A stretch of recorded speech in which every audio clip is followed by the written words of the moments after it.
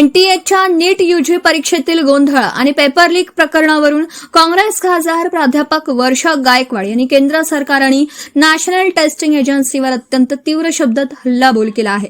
देशातील मुलांचं भवितव्य सध्या धोक्यात आलं असून या संपूर्ण प्रकरणाची खरी जबाबदारी कोण घेणार असा संतप्त सवाल त्यांनी उपस्थित केला आहे। मुंबईतील एका कार्यक्रमात बोलताना वर्षा गायकवाड म्हणाले की मुले ही आपल्या राष्ट्राची खरी संपत्ती आहेत, त्यामुळे त्यांच्या भविष्याबद्दल प्रशासनात समर्पणाची भावना असणं गरजेचं आहे।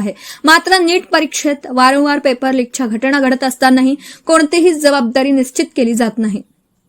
दोषी अधिकाऱ्यांची केवळ बदली केली जाते, पण मूळ समस्येवर ठोस कारवाई होत नाही।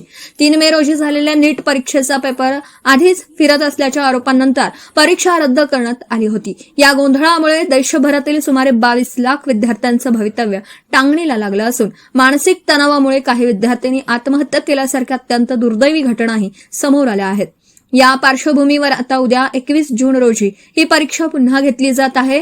या संपूर्ण प्रकरणावर विद्यार्थी आणि पालकांमध्ये प्रचंड असंतोष असून काँग्रेससह सर्वच विरोधकांनी केंद्रीय शिक्षण मंत्री धर्मेंद्र प्रधान यांच्या राजीनाम्याची मागणी लावून धरली आहे।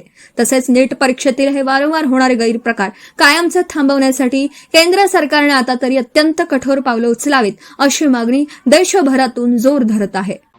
देखिए, मुझे तो ये समझ में नहीं आ रहा है कि 22-25 लाख बच्चों के से भविष्य से आप खेल रहे हो, जिसको हम हमेशा कहते हैं इस देश में कितनी प्रॉपर्टी है, कितना पैसा है, कितना सोना, ये नहीं, हमारा जो बच्चे है ये हमारा भविष्य है, ये हमारी राष्ट्र की संपत्ति है, हमारा भवितव्य है, हमारा भविष्य है। तो इनके प्रति आपकी समर्पितता होनी चाहिए। लेकिन दुर्भाग्यवश देखिए आप कितनी परीक्षाएं इस वक्त लीक हुई है, और जब नीट की परीक्षा लीक हुई तो उसके लिए किसको जिम्मेदार है? कुछ अधिकारियों की बदली कर दी। अपेक्षा यही थी कि कोई तो एक जिम्मेदार, कितनी बार नीट की परीक्षा में ये घेर-फेर हुआ है, लीकेज हुआ है। तो ऐसा है ना कि इनको जिम्मेदारी का कोई एहसास नहीं है। अभी वापस परीक्षा लेंगे, वापस उसमें कुछ हो जाएगा तो बच्चे क्या करेंगे?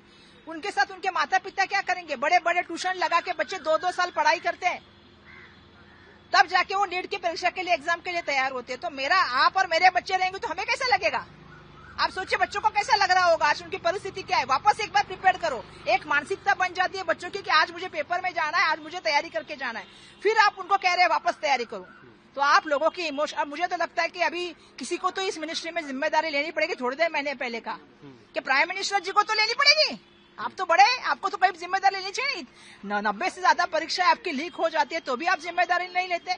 2 एक्सीडेंट हो गए तो लाल बहादुर शास्त्री जी ने रेलवे का मिनिस्ट्री से इस्तीफा दिया। लेकिन मैंने अभी कहा ना कि राजनाथ सिंह जी ने सही कहा कि यूपीए की सरकार नहीं, एनडीए की सरकार है। यहाँ पे कोई रिजिग्नेशन नहीं होता, कोई जिम्मेदारी नहीं होती। सिर्फ क्या होता है, दूसरी पार्टी को तोड़ने के लेने का, अपनी राजनीति करने का, डिलिमिट कैसे भी करके चुन के आने का, चाहे वो मशीन हो, चाहे वो मतदार यादी हो, चाहे डिलिमिटेशन करके आने का, यही सिखाया गया है भाजपा में। मैं तो अपेक्षा करती हूँ कि भगवान के घर में तो चोरी ना हो, पर मैं अपेक्षा ये भी जानती हूँ कि जो गोलवलकर और मैं जैसे थोड़ी देर पहले कहा कि गोडसे की विचारधारा है, मैं चाहती हूँ कि धर्म की राजनीति और काम की राजनीति अलग हो। धर्म अपनी जगह है, धर्म का काम धर्म के लोग करें, राजनीति का काम राजनीति के लोग करें। दुर्भाग्यवश क्या हो गया है ना, अलग चीजें इस देश में हो रही है।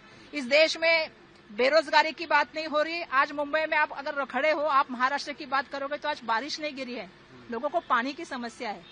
आज हमारे यहाँ पे कितने सारे, बहुत सारी समस्या ऐसी है कि अभी मैं गिनाव जाऊंगी तो अभी गिनते गिनते आपका 1 घंटा लग जाएगा। उसके ऊपर हमारी बात नहीं होती। मैं चाहूंगी कि जो चोरी हुई है इसका कम से कम ईडी इसका तो काम करे, फाइनेंस डिपार्टमेंट इसका तो काम करे। मैं चाहूंगी कि भगवान के साथ बिल्कुल इंसाफ हो जाए, और भगवान जिसने सबको इंसाफ देने का काम किया है, मैं चाहूंगी कि उनको जो है उनके पैसे के साथ आने वाले दिनों में कोई हेरा फेरी नहीं हो। देखिए, ये बातें जब आएगी सामने तब बात करेंगे। राइट नाउ तो मुझे, हम दिल्ली में सब इस बारे बात होगी। हम तो छोटे लीडर है, कार्यकर्ता है भाई, लेकिन ये बड़े लेवल पे बात होगी। हम तो यही चाहेंगे कि देखिए, ये लड़ाई संविधान को बचाने की है, ये लड़ाई लोकशाही की है, और ये लड़ाई लोगों की लड़ाई है, लोगों के विषय लेके जाने वाली लड़ाई है। और मैं चाहूंगी कि इसमें सब लोग साथ में मिलकर लड़े, और एक दिल से लड़े और एक मन से लड़े। ये आजकल की राजनीति के लिए हम लोग, राजनीति में सब लोग जब आए थे तो ये राजनीति सोच के हम लोग नहीं आएंगे थे कि इस तरह की राजनीति आने वाले दिनों में होगी, जब लोक प्रतिनिधि की कीमत लगेगी। लोक प्रतिनिधि की कीमत नहीं होती, लोक प्रतिनिधि लाखों लोगों में से चुन के आता है, और उसको करोड़ों लोग दिल से चाहते हैं। तो मैं चाहूंगी कि जिसकी कीमत लगाने का काम ये सरकार कर रही है, वो गलत चीज हो रही है।